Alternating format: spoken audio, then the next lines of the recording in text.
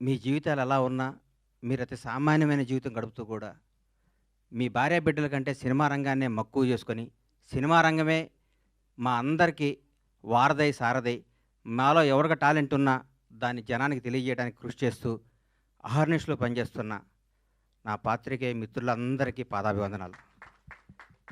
మీరు చేసే కళామ తల్లి సేవలో, మీరు చేసే కష్టంలో మీరు ఫలితం పొందేది చాలా తక్కువ. మీరు అనుభవిస్తుంది చాలా తక్కువ. మీ ద్వారా, మీరు రాసిన మీ చేతి ద్వారా, మీరు రాసిన మీ పెన్ను ద్వారా కొన్ని జీవితాలు కొన్ని అద్భుతమైన స్థాయిలోకి తీసుకొచ్చిన మీ అందరికీ మీ రుణం తీర్చుకోలేనిది. మీ అందరినీ ప్రతి ఒక్క తెలుగు ఇండస్ట్రీలో ఉన్న ప్రతి ఒక్క టెక్నీషియన్ కానీ, ఆర్టిస్ట్ కానీ, ప్రతి ఒక్క నిర్మాత కానీ మిమ్మల్ని హృదయాల్లో పెట్టుకొని చూసుకోవాలి. ఎందుకంటే మిమ్మల్ని ప్రేమించడం తప్ప మీకు మేమిచ్చి కొనలేము. మీ అభిమానాన్ని మేము పొందలేము. మీ ఆశీస్సులు తప్ప.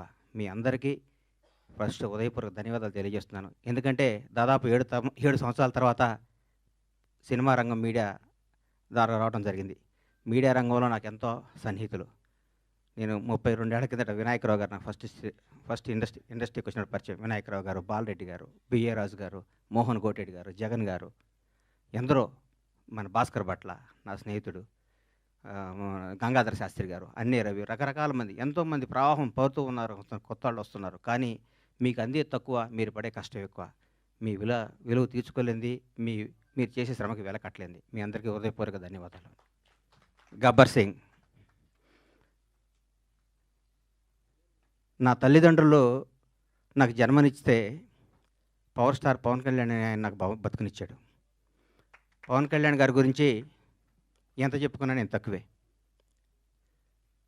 నేను ఆర్థికంగా ఎంత స్థాయికి వెళ్ళినా కానీ పవన్ కళ్యాణ్ లేకపోతే నాకు ఈ క్రేజు, ఈ పేరు ఉండేది కాదు.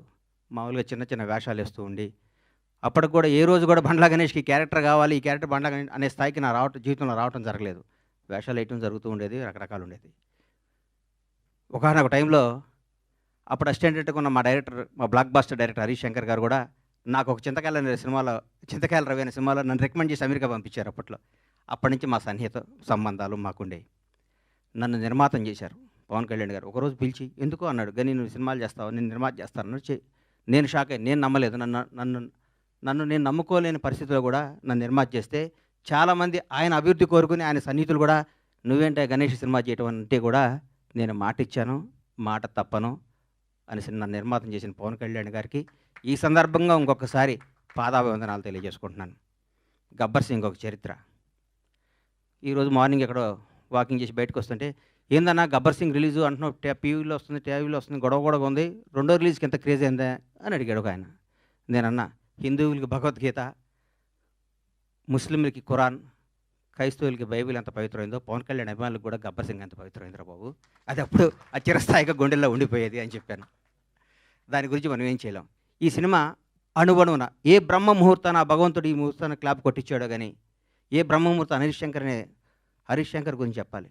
హరీష్ శంకర్ అనేవాడు జీవితంలో కోపానికి పగకి తేడా ఉంటుంది. కోప్పడేవాడు ఎవడో హానికరదు. కోపం అనేది నీడపాము లాంటిది, అది కరిచిన ప్రమాదం లేదు. పగ అనేది నాగుపాము లాంటిది, కరిస్తే చచ్చిపోతాం. మేమందరం కోప్పడే బ్యాచ్ అది. మేము ఏదన్నా గబగబ మాట్లాడుతుంటాం కానీ మేము ఏది మనసులో పెట్టుకోం. మాకు ఆ క్షణాన్ని ఆ పని అయిపోవాలి, ఆ క్షణం అది అయిపోవాలి. అంతేగాని మాకు కోపమో, మాకు ఈగోనో, మాకు మాట్లాడటం రాదని మీరు అనుకోవద్దు. మేము చాలా చిన్న స్థాయి నుంచి వచ్చిన వాళ్ళం కాబట్టి, చిన్న కుటుంబాల నుంచి వచ్చిన వాళ్ళం కాబట్టి, ఈ రంగుల ప్రపంచంలో మాకు స్థాయి వచ్చింది కాబట్టి, ఈ రంగుల దాంట్లో మాకు పేరు వచ్చింది కాబట్టి, దీన్ని నిలుపుకునే తాపత్రంలో మేము గబగబా మాట్లాడి కొన్ని తప్పులు చేస్తే దాన్ని మీరు మనసుకు తీసుకొని మమ్మల్ని హర్ట్ చేశాడు, మీ చేతిలో పెన్ అనే ఆయుధంతో మా జీవితాన్ని మీద మచ్చరాయకూడదని మనస్ఫూర్తిగా మీకు కోరుకుంటూ, మీ ఆశీస్సులు ఉండాలని ఆశిస్తూ, మీ అందరి ఆశీస్సులతో మేము పైకి రావాలని ఇంకొకసారి కోరుకుంటున్నాం. ఈ గబ్బర్ సింగ్ అనే సినిమాని అణువణువున ప్రతి అడుగు, ప్రతి మాట, ప్రతి క్షణం, ప్రతి కష్టం హరీష్ శంకర్కే చెందుతుంది. హీరో గారితో అంతకుముందు నేను తీన్మార్ సినిమా తీశా.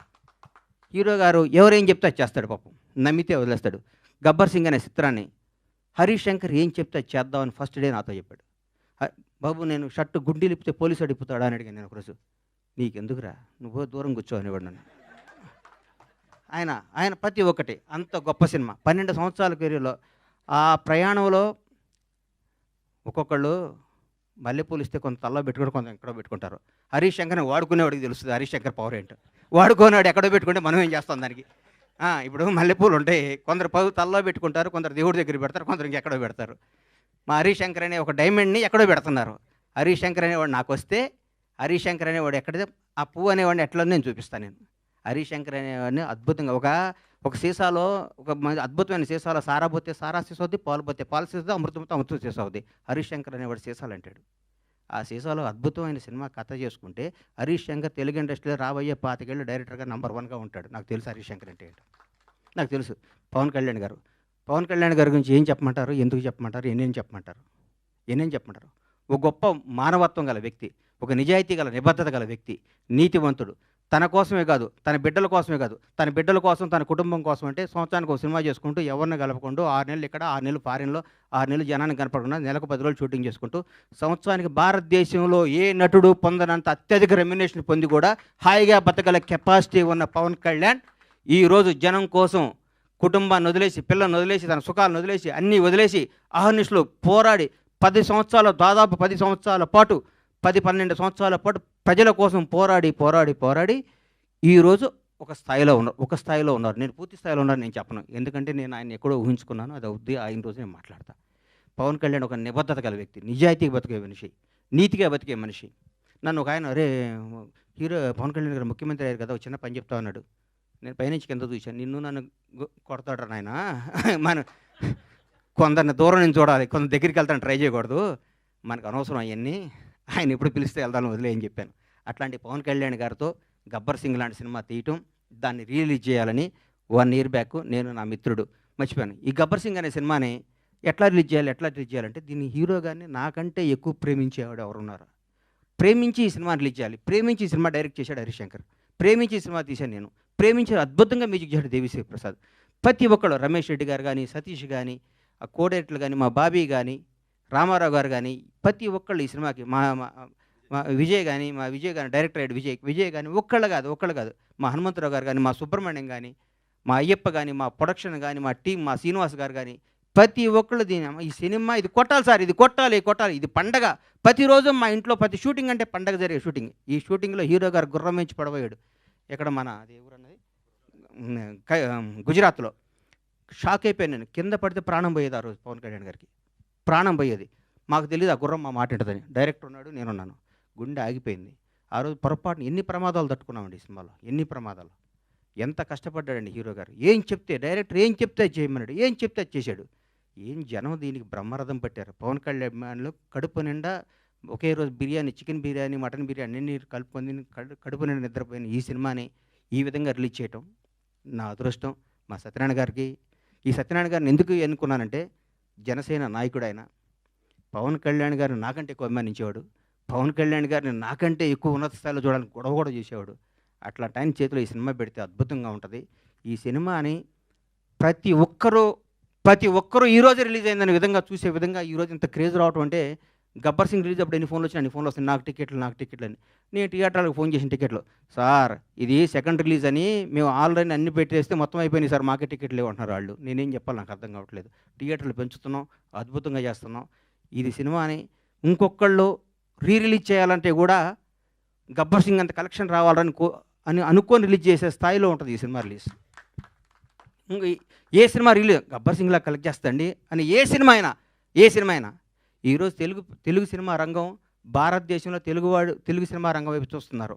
ఒకప్పుడు బాంబే అనేవాళ్ళు, తమిళనాడు, చెన్నై ఎట్లా అనేవాళ్ళు. ఈరోజు ఇండియన్ మొత్తం, ఒక రాజమౌళి, ఒక సుకుమార్, ఎంతోమంది, ఒక మన నాగశ్విన్, అద్భుతమైన డైరెక్టర్లు మన ఇక్కడి నుంచి వెళ్తున్న. భారతదేశం మొత్తం తెలుగు వాడిని చూసి తెలుగు నిర్మాత, తెలుగు డైరెక్టర్, తెలుగు యాక్టర్ని గర్వంగా చూస్తున్న స్థాయికి వస్తే, ఈ రంగంలో నేను 7 సంవత్సరాల సినిమా తీయడం చాలా బాధ అనిపిస్తుంది. నేను తప్పు చేశాను, నన్ను క్షమించాలి. నేను సినిమాలు తీస్తా, నేను సినిమాల్లోనే పుట్టాను, సినిమాల్లోనే ఉంటాను. సినిమానే నా వ్యాపకం, సినిమానే నా జీవితం, సినిమానే నా ఆశ. బ్లాక్ బాస్టర్ల సినిమాలు తీస్తా, బ్లాక్ బాస్టర్స్. ఇండస్ట్రీ మొత్తం బండ్లా గణేష్, పరమేశ్వర ప్రొడక్షన్స్ అంటే ఏంటో మళ్ళీ చూపిస్తానికి అదే సంకల్పంతో బతుకుతానని మీ అందరు ఆశీస్సులు కావాలి, మీ అందరు అభిమానం కావాలి, మీ అందరు ప్రోత్సాహం కావాలి. ఎక్కడెక్కడ నేను చిన్న తప్పులు చేసినా నన్ను క్షమించి నన్ను రెక్టిఫై చేయాలి, కానీ దాని మీద రాయకూడదు మీరు. అది నా విన్నపం. ఎందుకంటే వీడు దొరికాడని రాస్తారు, అది నా విన్నపం. అందుకే థ్యాంక్ యూ.